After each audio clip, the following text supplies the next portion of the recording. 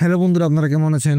আশা করি ভালো আছেন। আজকে আরো একটি ভিডিও নিয়ে আপনাদের সামনে হাজির হলাম। আজকের ভিডিওতে আমরা দেখাবো কিভাবে ক্লিপার সার্কিট ডিজাইন করতে হয়। চলুন দেরি না করে শুরু করা যাক আজকের ভিডিও। আপনারা দেখছেন ইন্ডাস্ট্রিয়াল পয়েন্ট এবং আমি আছি আপনাদের হোস্ট সৌরভ মজুমদার। চলুন শুরু করা যাক।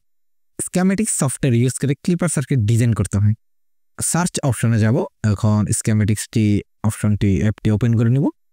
দেখুন এরকম একটি আমাদের ইন্টারফেসটি ওপেন হয়ে গেছে। ক্লিপার সার্কিট অঙ্কন করতে আমাদের কি কি লাগবে আমরা দেখে নিই। চলুন, এখন এই যে ক্লিপার সার্কিট ডিজাইন, এখানে একটি বি সাইন ভোল্টেজ আছে, একটি রেজিস্টর, একটি ডায়োড এবং একটি ডিসি ভোল্টেজ আছে এবং একটি আর্থিং। মোট 5টি কম্পোনেন্ট লাগবে। চলুন আমরা আবার অ্যাপে ফিরে যাই। এখন আমরা গেট নিউ পার্ট এখানে ক্লিক করে নিয়ে নিব। এখান থেকে কি নিব আমরা? বি সাইন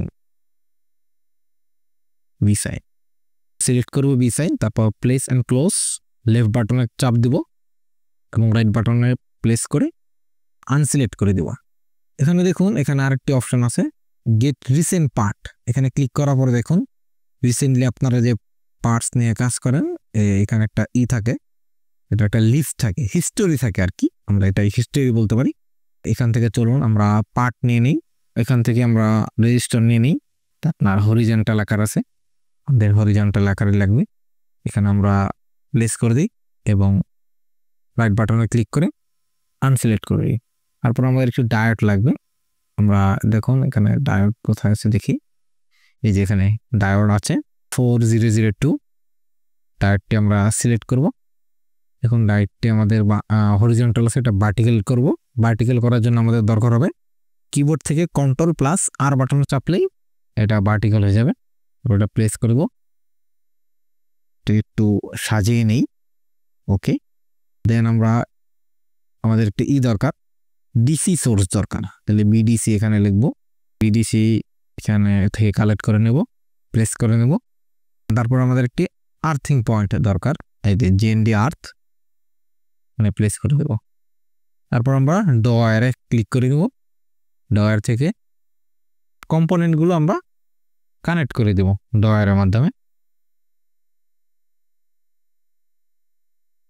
কানেক্ট করে ডয়ার রিমুভ করে দেব মাউসের রাইট বাটন ক্লিক করে। তারপর আমরা জুম টু ফিট পেজে চাপ দিব। দেখুন আমাদের জুম টু ফিট প্রেস কাজ হয়েছে। এটা মূলত আমি চাপ দেই আমাদের কাজের সুবিধা করার জন্য। এখন আমরা এটাকে সেভ করে নিই। এখানে ফাইলে যাব, সেভ এসে যাব। আপনারা যে কোনো ফাইল নেম লিখে সেভ করতে পারেন। আমি লেফট সিমুলেশনে যেয়ে, এটা যেহেতু আমাদের ক্ল্যাম্পার সার্কিট, এখানে ক্ল্যাম্পার সার্কিট লেখা নেই, আমরা একটা ফাইল ক্রিয়েট করব। এবার একটা ক্ল্যাম্পার সার্কিট নামে একটা ফাইল ক্রিয়েট করব। এখানে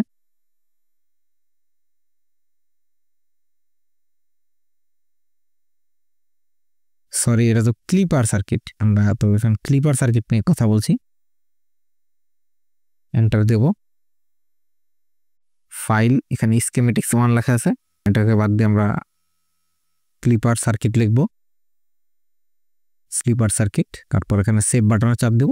ওকে, এখানে আমাদের সার্কিটটি সেভ হয়ে গেছে। এখন আমরা এই বি সাইনে ডাবল ক্লিক করব, এরকম একটা ইন্টারফেস ওপেন হবে।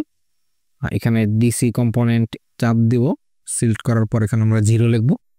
0 সেভ, এখানে তারপর AC 0 save, video B of 0 save, তারপর এখানে BAMPL এখানে আমরা 12 লিখব। আপনারা যে কোনো কিছু লিখতে পারেন। আর ফ্রিকোয়েন্সি আমরা 1K নেব। আপনারা যে কোনো ধরনের ফ্রিকোয়েন্সি লিখতে পারেন, সমস্যা নেই। এখানে আমরা ওকে বাটনে ক্লিক করে কমপ্লিট করে নেব। তারপর দেখুন আমরা এখানে ডায়োডের কোনো মান বসাবো না, আমরা এখানে ভোল্টেজ সোর্সের একটা মান বসাবো। ভোল্টেজ সোর্সটা আমরা 2 ভোল্ট করে নেব। এখানে দেখুন আমাদের ভোল্টেজ সোর্সটা উল্টাতে হবে। আমরা কিবোর্ডের কন্ট্রোল প্লাস আর চাপবো, তারপর উপরে চলে গেছে, আমরা সিলেক্ট করে এটা নিচে ড্র্যাগ করে নিচে নামিয়ে দেব।